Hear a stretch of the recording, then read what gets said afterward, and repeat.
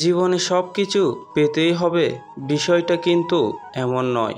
মন জুড়ে শান্তি থাকলে না পাওয়াগুলো বাদ দিয়েই ভালো থাকা যায়। সেভাবে বাঁচুন যেন মনে হয় কাল মারা যাবেন। সেভাবে শিখুন যেন মনে হয় চিরকাল বাঁচবেন।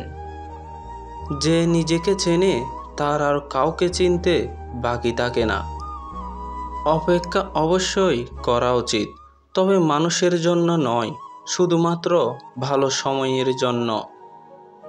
প্রতিষ্ঠিত হলে দূরের মানুষও কাছের হয়ে যায়, আর না হলে আপন মানুষগুলো পরিচয় দিতে লজ্জা পায়। জীবন থেকে পালিয়ে বেঁচে থাকা যায় না। জীবনে সমস্যা থাকবেই, পারো তো নিজে সমাধান করো, নয়তো সময়ের হাতে ছেড়ে দাও। সেই সব সংসারে কখনোই সুখ থাকে না যারা আপন মানুষকে হারানোর জন্য পর মানুষের পরামর্শ নেয়। বদনাম থেকে সাবধান থাকো, কেননা 50 বছরের সুনাম একটি মাত্র বদনাম দ্বারা ধ্বংস হয়ে যায়।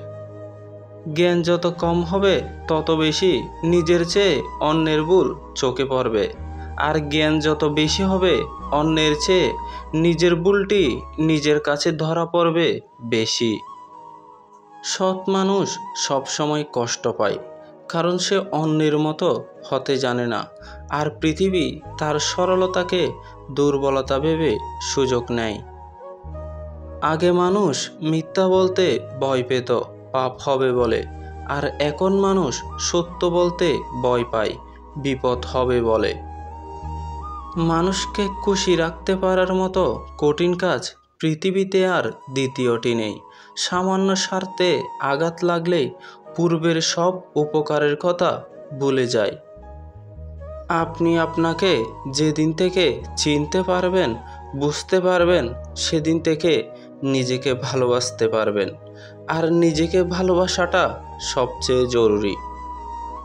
যে মানুষটি প্রয়োজন ফুরালেই বদলে যায়, তার ভালোবাসা আসলে কখনো সত্যি ছিল না। সময় নয়, আচরণই বলে দেয় কে কতটা আপন ছিল। কারো জন্য জীবন থেমে থাকে না, জীবন জীবনের মতো ঠিকই চলে যায়। সময় বদলায়, মানুষ বদলায়, শুধু থেকে যায় মনের মাঝে কিছু লুকায়িত স্মৃতি আর দুঃখ।